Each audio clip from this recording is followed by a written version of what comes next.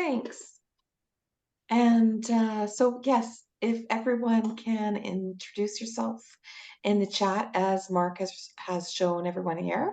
Um, so we have it for notes, and also we encourage everyone to put your cameras on if you can.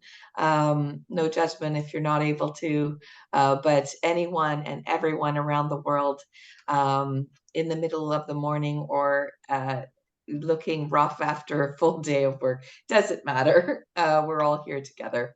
So thanks, everyone. I wanted just to say that Mark and I have been coordinating and co-chairing this research working group since the start, and we're really excited to see it growing, and also that those of you that are not able to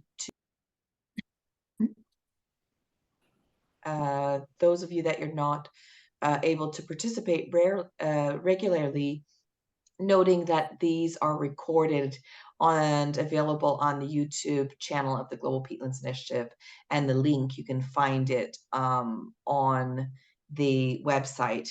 In addition, I'll just also jump to one of our quick agenda items while everyone's coming online.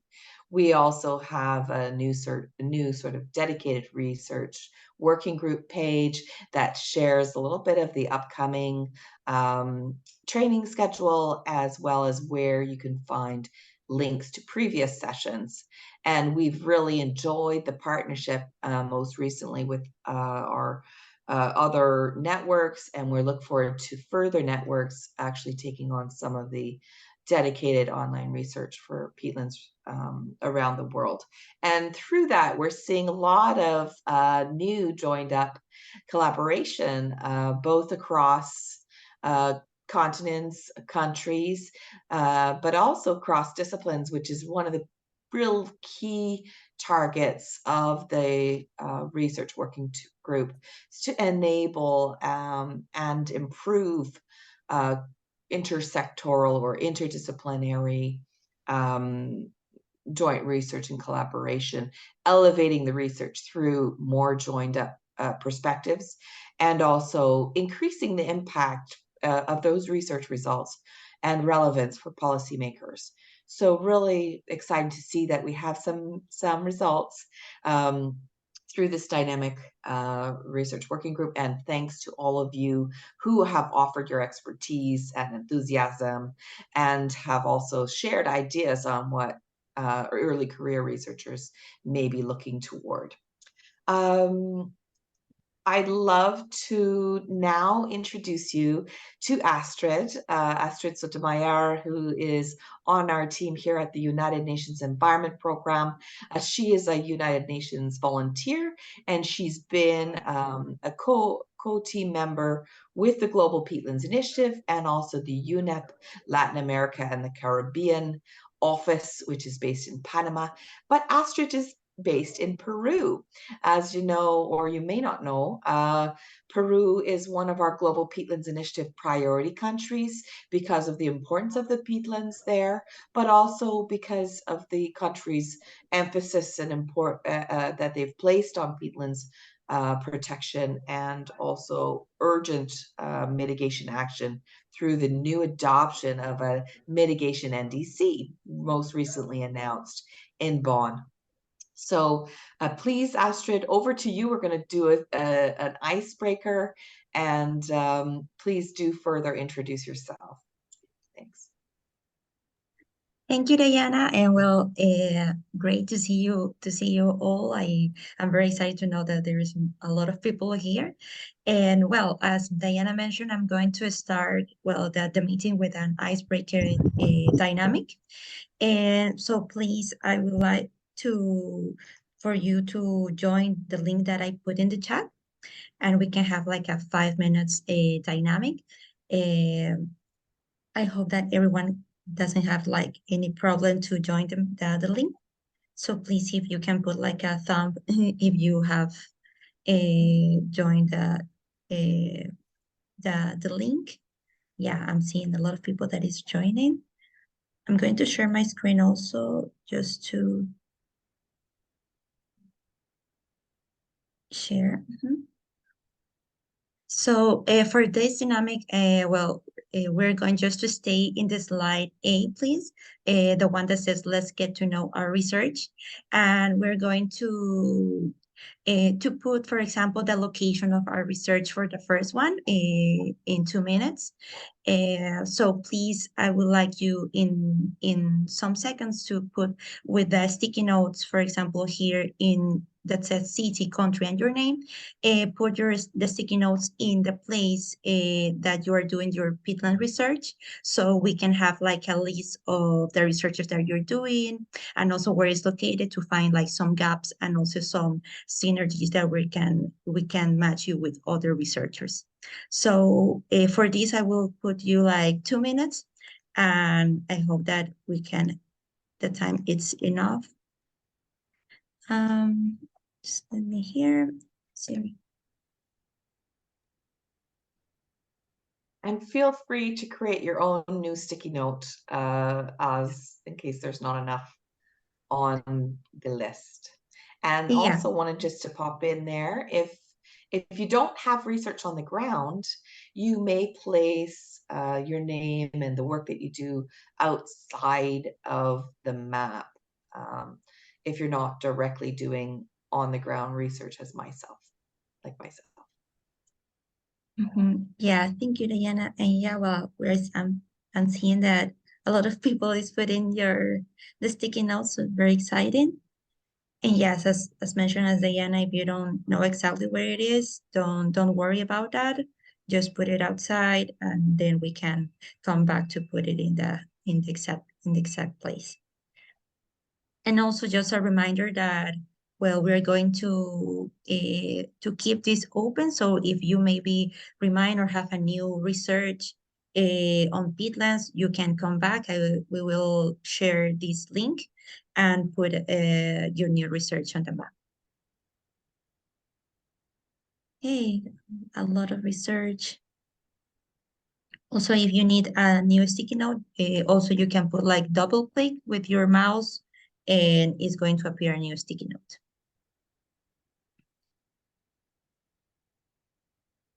Great, we have like 30 more seconds, so we are going to finish the first part of this dynamic. And we're also going to keep it live and online for those of you that are listening to this recording. So you can also add your research and the pin later on. If you are geographically challenged, don't worry about it. Don't worry about getting the pin in the exact right spot.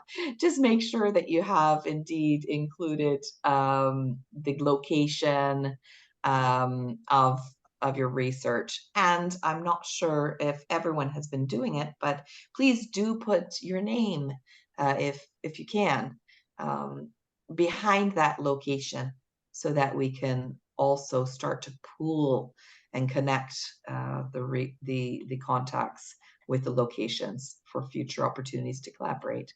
Back to you, Astrid.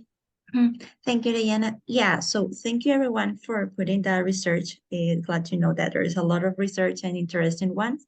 And well, for the second part, we're going to have 1 minute and a half. Next to the research that you have put, also we will like you to, I will ask you to put a little sticky note saying which department of disciplines you're working in.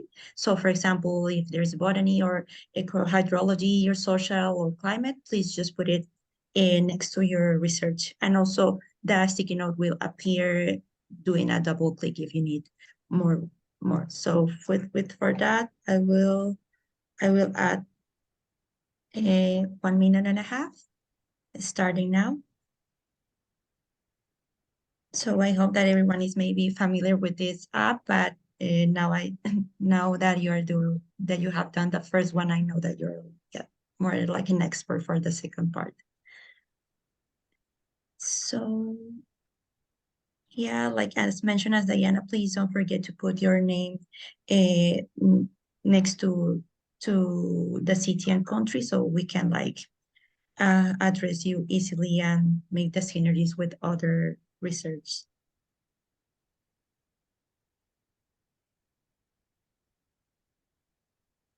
And yeah, well, we're seeing like the more researchers in one side of the world. So now we can like find different gaps and also find new opportunities for more peatland research.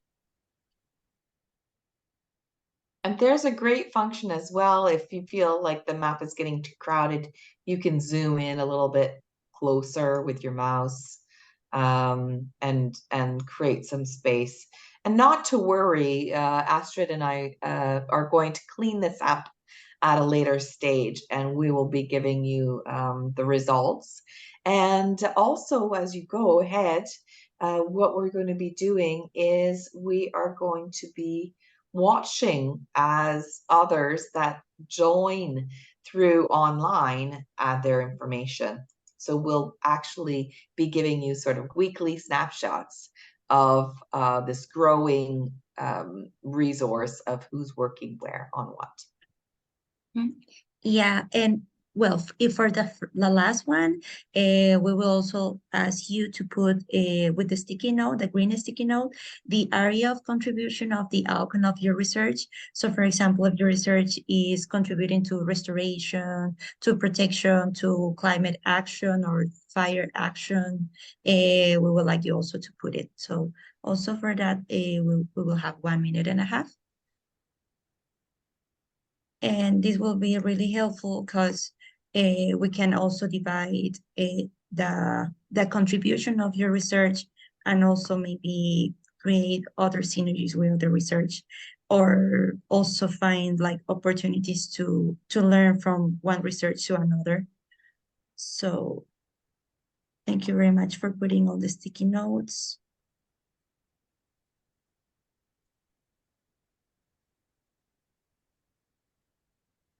Well, I see that more of us are good in the geographic thing, so it was not a constraint.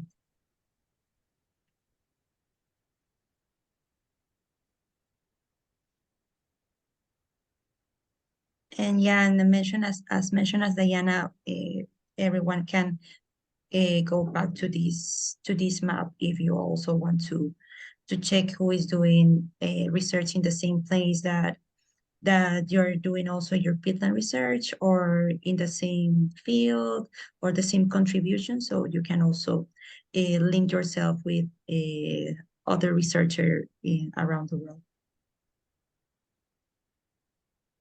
Yeah, we're like 10 seconds, so we can we can start finishing.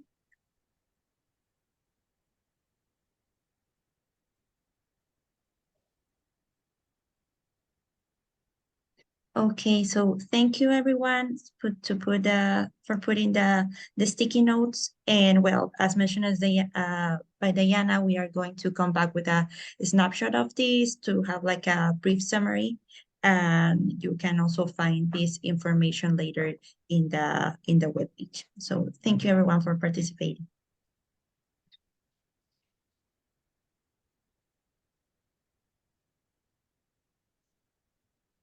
If you like, Mark or Diana, we can continue with the Let's do that. agenda. Mhm. Indeed, while we still see people moving around, it's okay.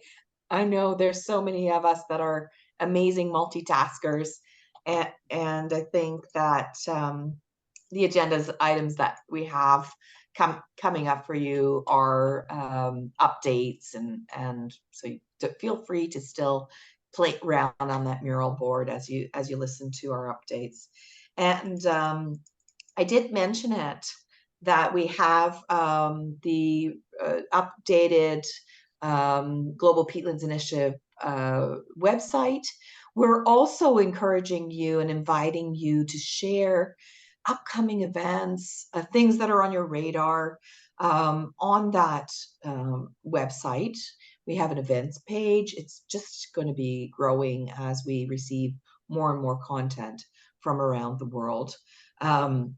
So welcome to share your events. And if you have any challenges, please do reach out to myself or Astrid, and we can help you put those events up onto the website.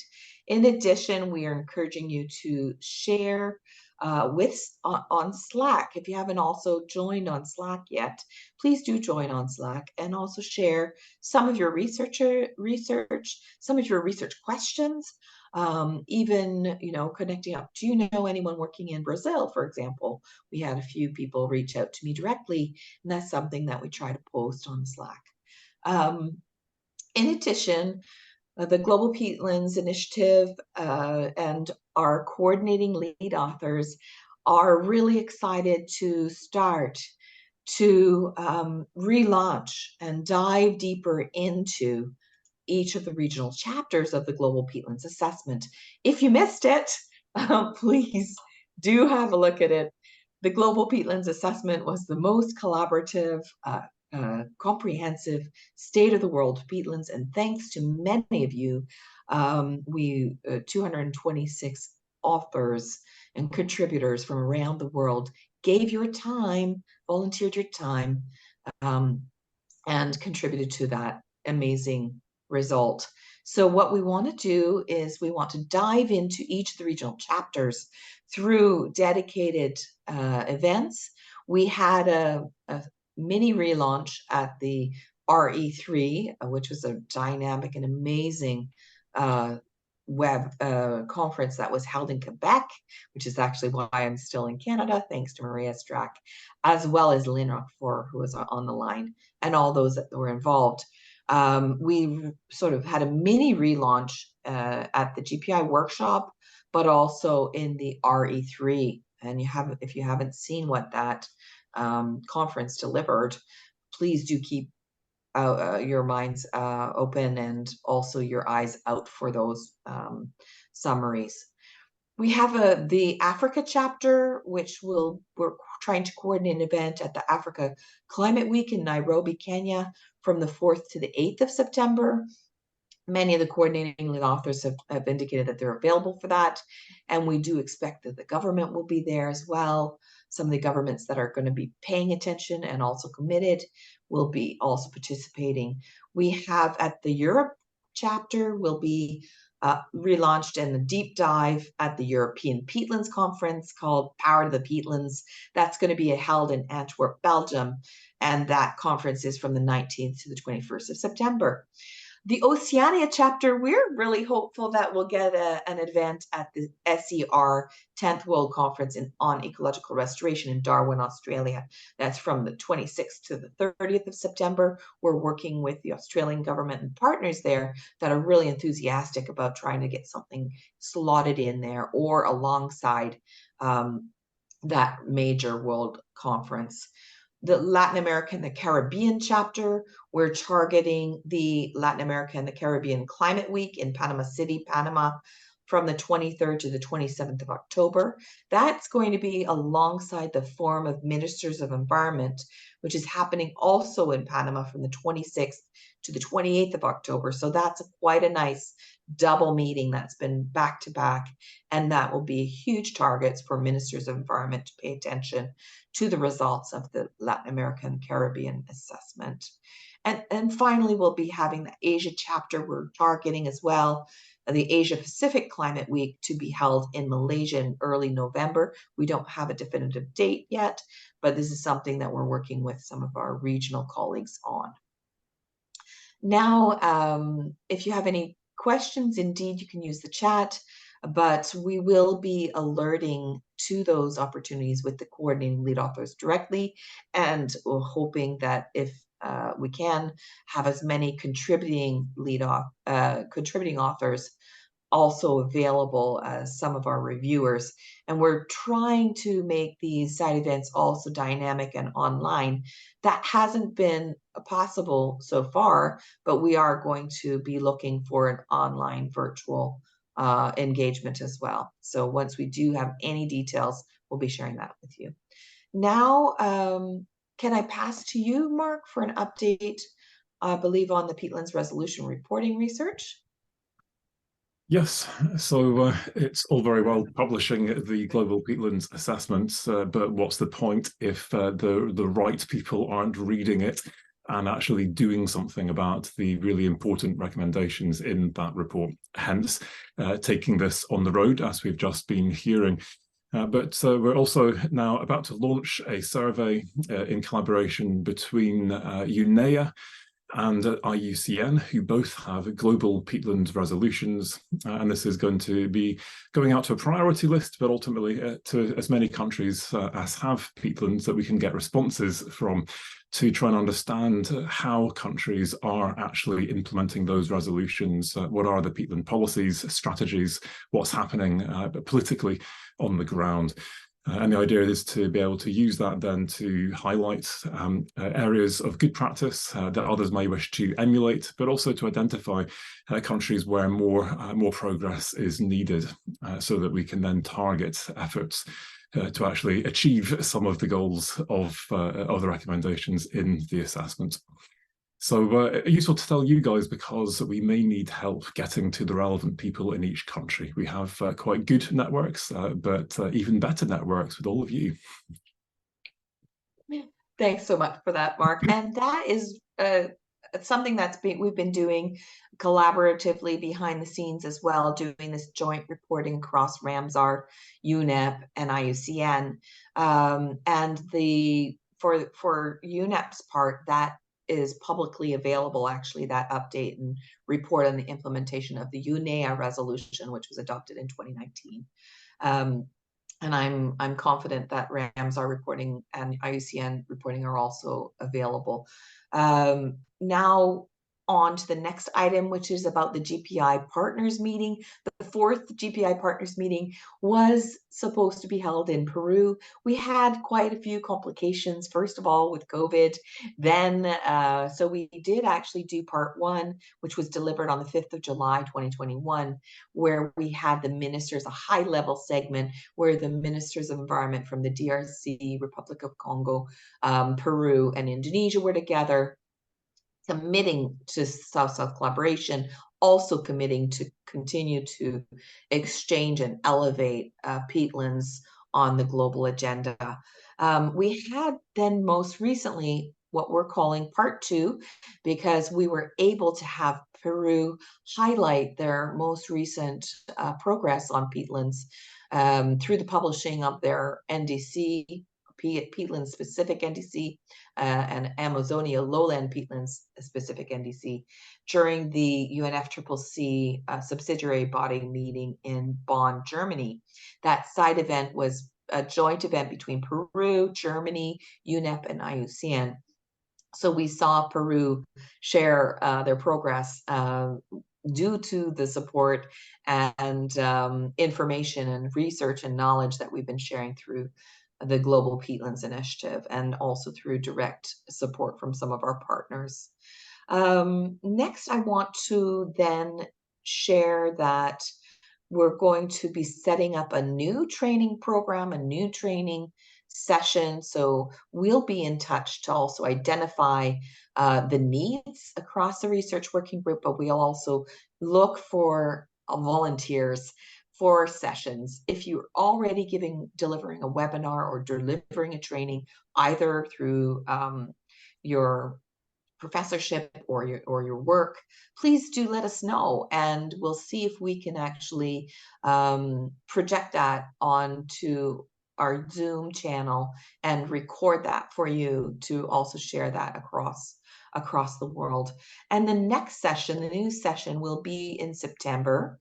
And the aim of that is also to really improve this collaboration with people that are researching in the area of cultural heritage. So we have Rosie Everett and Ben Gary, experts in cultural heritage and peatlands cultural heritage, going to be presenting on the 14th of September, 9 a.m. GMT. And who will get the information online, which kindly Astrid will provide for you. But this is, if you know of someone that is doing a webinar series that you feel is relevant, and if you have already an online training, please do reach out to Astrid and myself, or Mark, whoever you'd like to connect with, but make sure you include Astrid in, because she'll be coordinating the schedule for those upcoming trainings. Now, I would like to introduce someone that we had actually had a session, but we had some challenges in our last GPI a research working group to actually slot it in. We had some timings, but we're getting better at that. No worries. And I want to introduce Sebastian. Sebastian, I met actually in Bonn at a meeting in when he was the president, co-president of the International Forestry Students Association, and an absolute champion for peatlands. We've been working with together with each other ever since, and he's really been supporting the peatlands community to also get access to funding opportunities, which is also another big aim of this research working group, to actually elevate and connect up and not compete with each other, but actually join up our projects and go for larger bids of funding for research. So over to you, Sebastian. Please go ahead. Yeah, thank you. Thank you, Diana, for the warm welcome. And yeah, happy to meet you all. Yes, as Diana already said, I work in the realm of funding schemes. And yeah, I was happy to present here, I think it was 2 years ago, about funding opportunities. And it actually worked out quite well, as we got 2 projects through this working group actually now being active. And therefore we said, as I identified additional peatland calls, that it makes sense to raise awareness within this working group again. So it's going to be a short pitch presentation, and afterwards I think you're going to be in a discussion setting. And yes, but I need the rights to share the screen. Right. There you go. Okay. This one. So yes. My name is Sebastian Kegler. I work at the Bavarian Research Alliance. I myself, work in the unit Environment, Energy, Bioeconomy, and I'm currently a project manager in the Horizon 2020 project One Forest, which is about sustainable wood value chains. I'm a forester per definition, and yes, I'm very enthusiastic about peatlands. So yeah, that's why I'm glad to be in this group. Just a quick note on the Bavarian Research Alliance. This is a governmental or non-governmental organization, which is partly funded by the Bavarian State Ministry of Science and the Arts and the Bavarian State Chancellery, and the universities of applied sciences in Bavaria are our stakeholders. Why do we do this in Bavaria? So the Bavarian state said, okay, we want to embrace our research institutions in the realm of European research funding, and therefore BIFO was funded and founded. And we are more or less based in Munich, in Nuremberg, in Germany, and Bavaria, and then we have a small liaison office in Brussels. So we are directly getting information and news from the European Commission about new drafts or anything like that. In general, the BIFOR helps throughout the whole process of a proposal submission. So it's about, once you have an idea, we do the search for calls. If there is something suitable, if we find something suitable, we try to identify gaps and research necessities that still need to be embedded in the call. We help you with the networking and the partner research. And then my main work is actually stepping in as an external evaluator, reading your proposals, highlighting the gaps and the errors, or how to write certain chapters in a certain way. For example, gender equality chapters or social sciences and humanities, they have to be written in certain ways. We support you in that. And then as well, sometimes when a Bavarian institution actually is coordinating, we as well can step in as a project management unit. So we take over all the administrative and technical project management in the realm of a project, be it amendments, eligibility of costs, or whatsoever. Why do I say this to you, or why is this important for you? Although we are Bavarian, the service is for everyone as long as a Bavarian partner is on board. So, for example, I know that the Peatland Science Center is present today. So, for example, when they are a partner or beneficiary in one of the consortiums, you can embed, or you can ask us to help the whole consortium as well. If you would say, okay, I would like to take the offer and the needs, or I need the support of BIFOR, you can address us and we help you to find a Bavarian partner, and then we are on board as well, supporting the whole project. That is actually what happened 2 years ago. I was directed, or I got a contact via Diana, and then we found a Bavarian partner, and we supported the project for 2 months quite intensively. This all in all is free of charge as long as a Bavarian partner is on board. So as this is a service from the Bavarian state for its Bavarian institutions. Just as a short wrap up. Now, what I identified 2 calls. The first one actually is the main call I wanted to present you. It's about paludiculture, large scale demonstrators. So deadline is 24th of February next year. There are 2 funded projects, each with 10 million euros. So those are quite huge projects.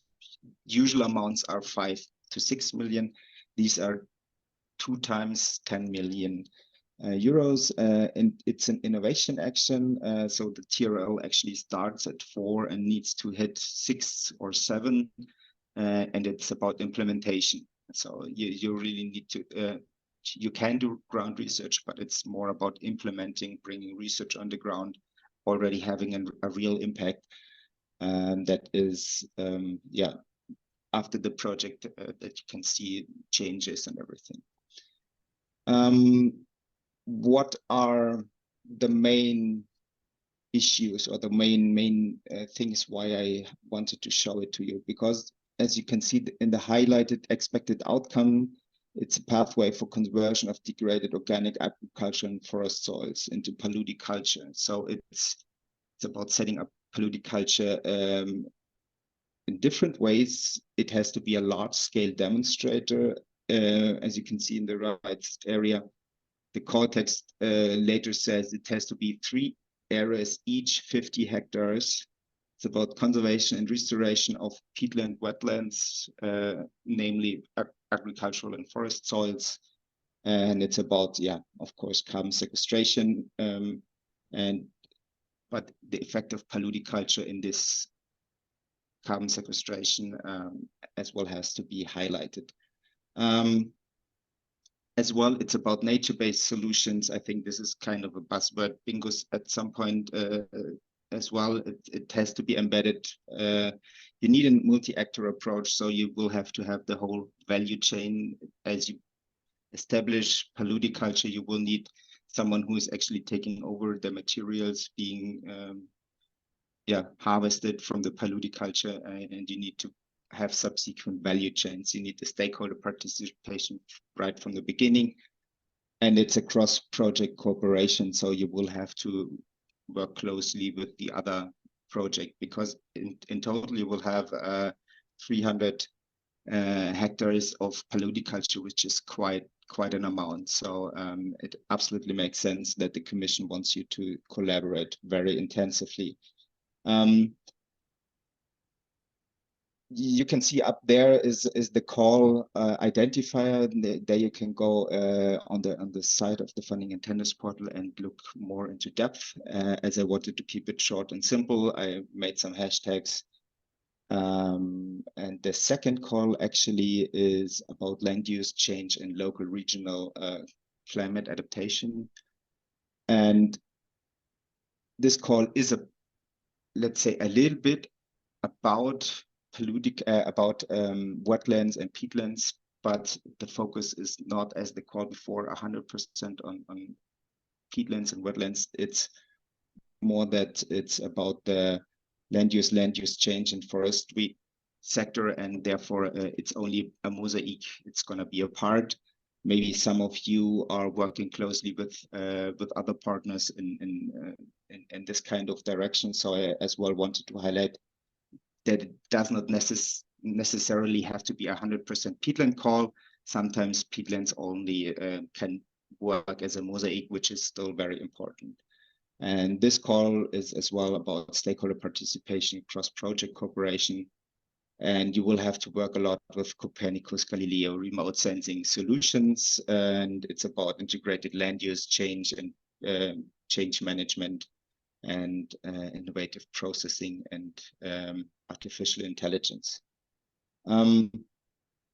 So as I've seen, some of you in the chat have written they are from Indonesia. I as well was asked already from Diana and Mark about what about Peru? What is about the UK?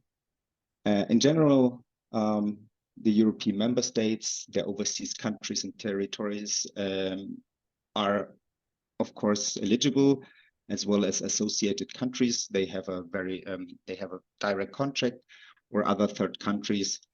In general, every low and to middle income country is automatically eligible. You will find a list of the participating countries that when Astrid later sends out the presentation. Yeah, you can search. But for example, in case of Peru or Indonesia, you would be eligible for funding, 100% eligibility. For partners as UK, it's, let's say, still complicated. For Swiss partners, there is or for Chinese or Brazilian partners, there is usually a funding mechanism in those countries that allows you to participate in Horizon Europe, funded by your national agencies. So because the Horizon Europe Framework Program is very huge, and a lot of countries actually not being eligible still want to participate, and therefore they set up individual and local national funding schemes that fund their researchers in order to pay their efforts to participate within Horizon Europe. So usually there is a way to even then participate. And for example, for United Nations or FAO, those are exceptional partners that could be possible to fund, although they are not specifically mentioned, as they are cross-country organization that are not directly addressed in these eligibility criteria. This is only a further call options. Maybe I highlight the first and the last one. The first one is, let's say, the addition to the first call I told you, because this call is actually looking into the socioeconomic, climate, and the environmental aspects of the paludiculture. So this one project actually will directly support those two implementation actions I already told you before. And also interesting for some of you is the biodiversity call, because this year, with the upcoming call topic is about better knowledge to develop, deploy, and assess nature-based solutions. And I think paludiculture, peatlands, that's a very good nature-based solution that you can look into. The only thing there is it's a co-funding mechanism, so 50% of the money comes from the European Union, and then giving or additional countries that actually put in money into the pot can participate. So it's a little bit dependent from your organizations, and usually those are only for Europeans, maybe some one or two exemptions, but this is more a funding mechanism for European-based countries and partners.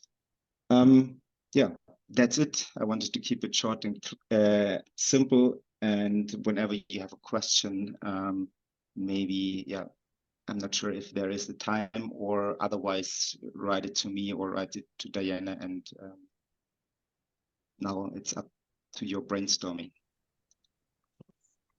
Thanks so much, Sebastian. And I want to just give a shout out to Sebastian, because we actually, through that process, even if we hadn't partnered directly with Bayfor, you opened our eyes to the opportunities.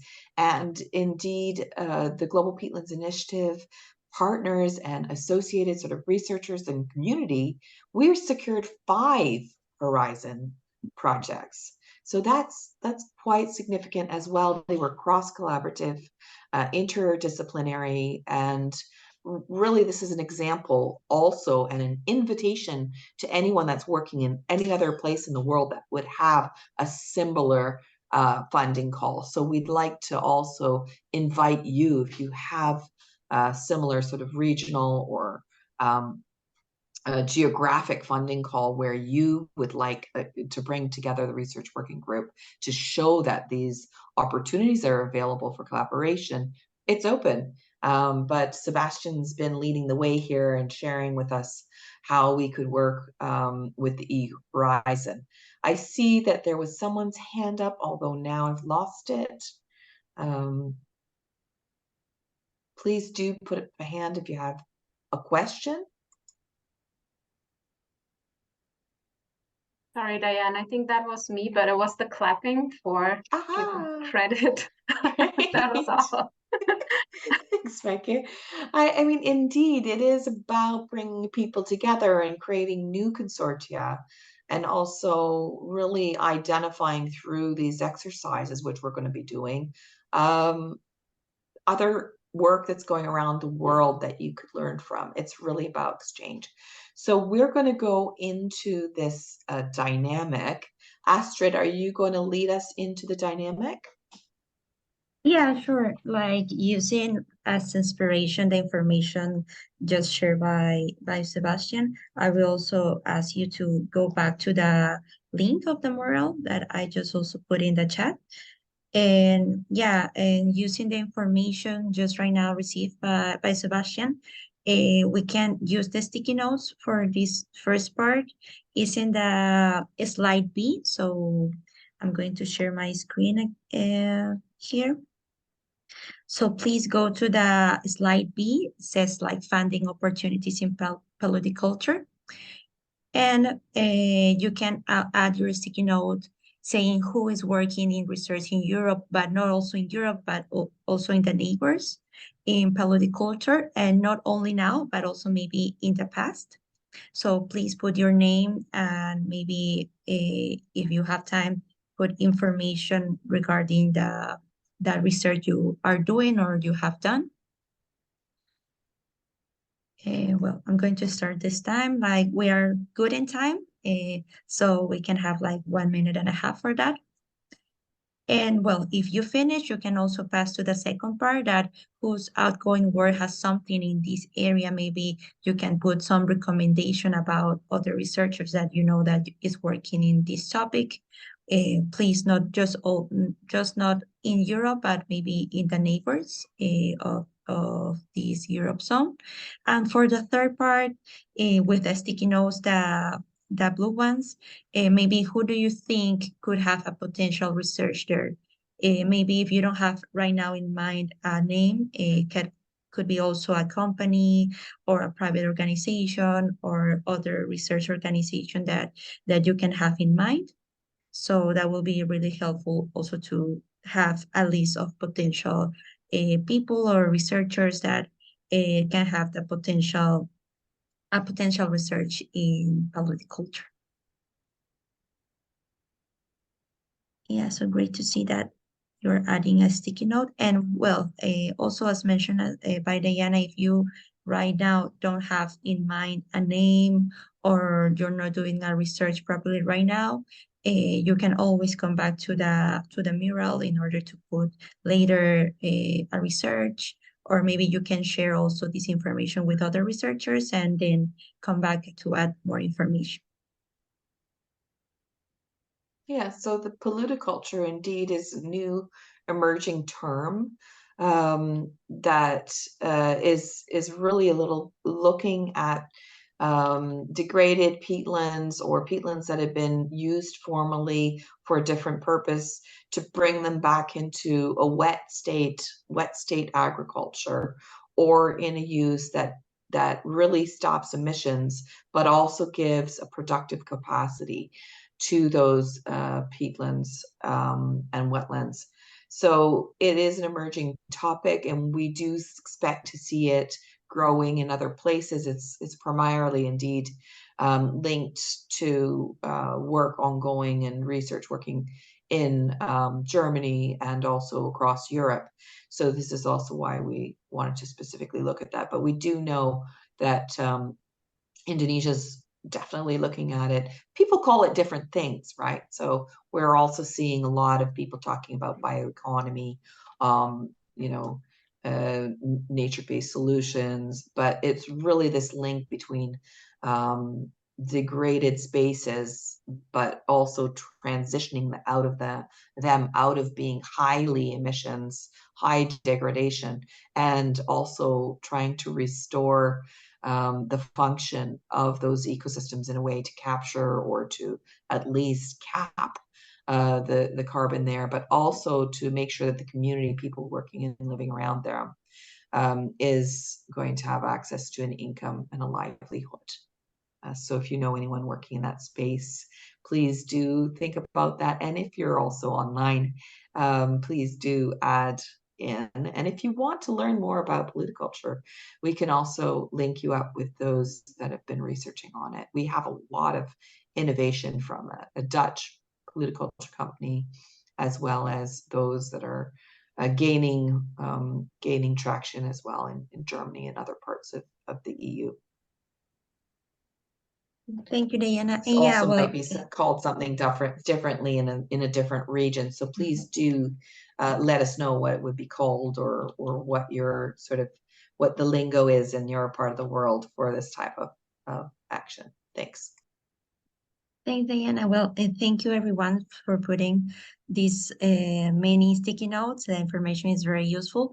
And yeah, we're going to make sure to put also this link in the recording video that we're going to upload in the GPI YouTube channel. Also, we're going to share this by mail. And well, you can always come back to put more information. So we're going to pass to the last part of the agenda. Yeah, I suppose I wanted to open a little bit more for discussion if people wanted to share, to ask anything about polluticulture or also about EU Horizon. We heard indeed from Sebastian that many countries are actually available and eligible. And Sebastian and Bayfor is a great resource to also guide you in quick. I'm sure you wouldn't be minding receiving a bunch of sort of little chats or emails on to seek your guidance, or that of the Bayfor team, on which would be eligible, which would not be eligible. But indeed, Sebastian, as an expert, you know, it is a sort of a dance, and you kindly have been dancing us through the process. No, of course, it's a dance. It's always yeah, chances, and but yes, as an offer into the group, whenever you have a small question as well, just send an email out. Sometimes it's easier asking someone who might have the knowledge about it, rather than going through all those funding directives and so on, about eligibility of costs or whatsoever. So just mail me, and I'll be happy to help you out. Yeah, and I just want to shout out to you, Sebastian, for having that great idea to brief us a couple of years ago. We've already seen the results and the impact, and I just invite everyone else that might be having a similar large-scale funding call to invite us as the GPI Research Working Group to host a similar session on a topic or on a fund or a research grant that's coming up that you feel would benefit from this sort of cross interdisciplinary collaboration through different ideas or different approaches. Everyone's welcome. Next, I'm going to move to the next item, which is about evidence synthesis training and policy briefs. And there's a proposal that has been put together. I'm going to pass over to you, Mark, to share a little bit of an update about it. Thanks so much. Wonderful. Thank you very much indeed. So Diana alluded earlier on to the next training program that we're putting together, and please do get in touch if you've got ideas or if you want to kind of connect what you're doing. But the big vision in terms of a substantive new initiative for this group, which we discussed at our last meeting, is to build on the evidence synthesis training that Leanne Barang from University of Leeds ran for us in the last programme, to do some much more in-depth evidence synthesis training that can lead to a series of published academic papers with accompanying policy briefs that address real live policy questions from around the world. The goal of this is to connect us as a research working group with the global peatland policy community, so that's national policymakers around the world and international colleagues, and to brainstorm all of the policy questions that are out there at the moment, to focus down on the ones which could, in theory, be answered via evidence synthesis, where there is sufficient evidence. And then within that, to then provide training for members of this group and support over a series of days, and then kind of follow up over a series of weeks to actually then write that up as a paper. So you learn the skills, you get a paper, you then supply that paper with a policy brief, you get some training in that as well, back to the policy customer. And in theory, we then get some impact, and we'll try our best to track that impact as well and see how our work then informs policy. So great for building new skills, building your CV, but also making a difference and achieving the goals of this group. Now, to do this, we have two funding targets. So thank you to everyone who made some input to the Google Doc that I sent around in advance. Those are all very much appreciated. The first of those targets is the British Academy, and the second is UKRI, so our largest UK research fund. The second of those is for a much larger sum, I think in the region of 150 grand, the first for 10 grand. That's the first of those was led, has been led and has now been submitted by Lydia Cole. So thank you, Lydia, for your help with that. And Lydia will be joining with myself and Eric Jensen for the second proposal. And if you are interested in getting much more involved in this, potentially being listed as a co-investigator, especially if you have skills in evidence synthesis, please do get in touch. This is very much open for us as a group.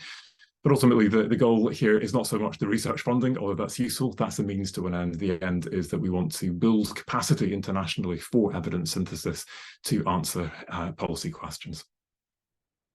So watch this space. Assuming we get the funding, that's going to be a substantive new initiative for this group and lots of new training. Thanks so much, Mark. And indeed, if you know anyone or any funder that would be interested in supporting such work, we would really be grateful for that. I see it every day in my work that policymakers are asking for this rapid synthesis, and it is a special skill, not only in being able to be reading multiple languages, multiple disciplines, and drawing these assets all together into policy synthesis paper or brief, but just in navigating the speed of results and research publishing. We have the ICMG, which does an incredible job in keeping us all updated through their newsletter of research findings. But I also think that it'd be great if we can augment and add to that great sort of train of recent research through the Slack channel. So please do share any updated research, as well as call out into the community if you have a research need. But please do think about that, adding those skills to your teams, and also building your own skills in that evidence synthesis. I think it's more and more in that policy realm crucial to making impactful decisions, and also just at the speed that we need. And now we're going to put it back to the group to actually update us on your research, what you've been working on, or some impactful results or publications that you have. Of course, please do put it into the chat, but also inviting everyone to open their mics, take the floor, put your hands up. We say that we have just 5 minutes for this, but as you know, if you have more time, I would love to ask you to stay a little bit longer, because there's a great group of people on here that we haven't heard from before, to share a little bit of an update. And I'm going to invite Martina to start. Hi, thanks, Diana.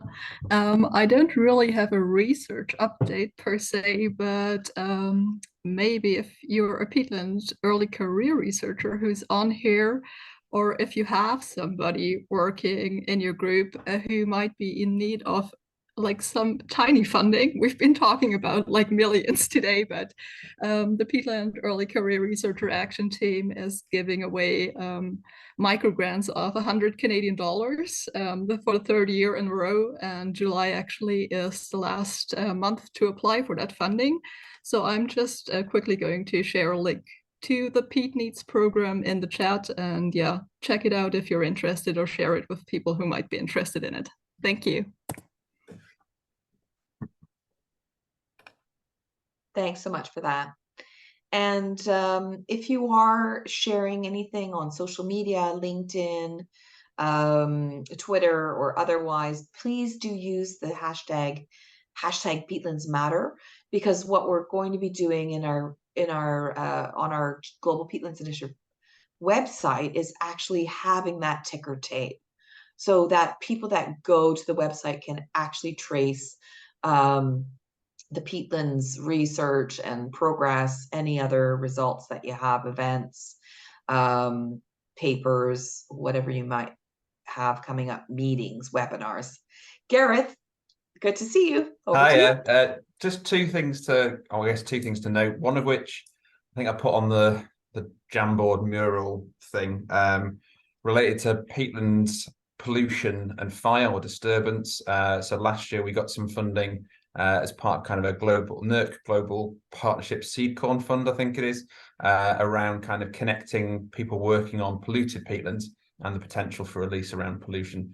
So that is kind of a work in progress. We've got some collaboration exchanges coming, but one of the things we are hoping to do is set up a webinar series, so links back to a point earlier on, over the next year or so, bringing people working on polluted peatlands together. So once that kind of gets up and running, I'll share the details through GPI. And the other thing, just to kind of, I've got to jump off in a second to another meeting. We got some internal money here at the University of Manchester to look at sphagnum resilience in a bit more detail. This follows on from a range of different projects based out of the University of Manchester that kind of asked a load of questions that we couldn't answer. So we've got some internal bits and pieces of money that we're going to work with internally, at least first, but in time with the intention of developing another large grant around sphagnum and its place in ideas around natural flood management, carbon storage, and this playing around with this idea of resilience, particularly in a UK context. So hopefully answering questions that are still yet to be answered. So a couple of good positive messages, hopefully. Absolutely. Thank you so much, Gareth.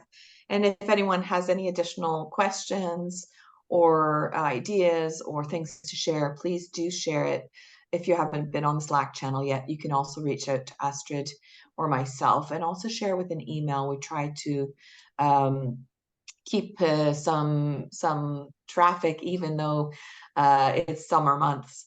But this is also a time when a lot of people are more freed up to actually get out there in the field. So if you're taking pictures of peatlands, please do think about us and share them. We also have one of our GPI members, Scott Davidson, that is also doing peat Twitter pictures. And I think that this is a really interesting idea. We also would love to encourage you to invest in a VR camera We have Richard Lindsay, who's been building out our dynamic virtual peatland pavilion. So if you're going out to a site and you have some extra budget, or if you already have a VR camera, please do take some footage and then share that visual capture of your site. What we're trying to do as well is to bring together through this page, but also through our collaboration with the UN Decade on Ecosystem Restoration, is to actually put more and more and more of your peatlands projects on our virtual maps. So this exercise that Astrid did was a way for us to look at where we can find synergies and co-collaboration, where we can find topics where people can learn from each other, but it's also about creating a global hub and knowledge place and space where people can actually connect up and advance, because we know the climate and pollution and nature emergency is on us, and this is why peatland community is so important to unlock that. And one final AOB from myself, and I'll invite anyone else to share any other AOB, that's any other business, is that we've been working with a diverse partnership, the Climate Catalyst team, as well as Climate Champions and the G20 Land Initiative. And we're trying to put together a series of innovation labs to really crack the nut on some big questions about peatland carbon markets, peatland carbon finance, private sector supply chains, getting peatlands degradation out of those supply chains. How do we impact more? How do we bring on board private sector and the public sector to have more connections to your research results? That's something that you can see through the news links on the Global Peatlands Initiative website. And if you have any news to share, please do share it. We are always publishing other content from any of our members. Are there any other items or any other business? If not, I would love everyone to put on their cameras, because, hey, there seems to be some sort of summer spirit here. I just got back from holiday, so I've got a little bit of a sun-kissed view. If you can put your cameras on, let's take a nice photo. We haven't been together for a while, and it's always nice to see each other, and also exciting for some of the really upcoming sessions, and we hope to see more and more people together, either that be physically in person or online. But here we go. I'm going to take a little snapshot.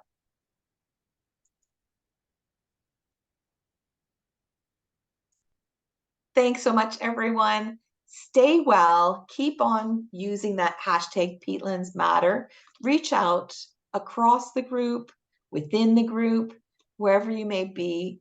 Be well and keep on. The peatlands work is so critical for what we're facing in the world. So just be heartened that we're all behind each other and available. Please do reach out. We're here for you. Bye-bye. Thank you. Thank you. Thank you. Bye. Thank you. Thanks so much, Everyone. Mark, Bye. everyone. Bye. Thank you all. Bye bye.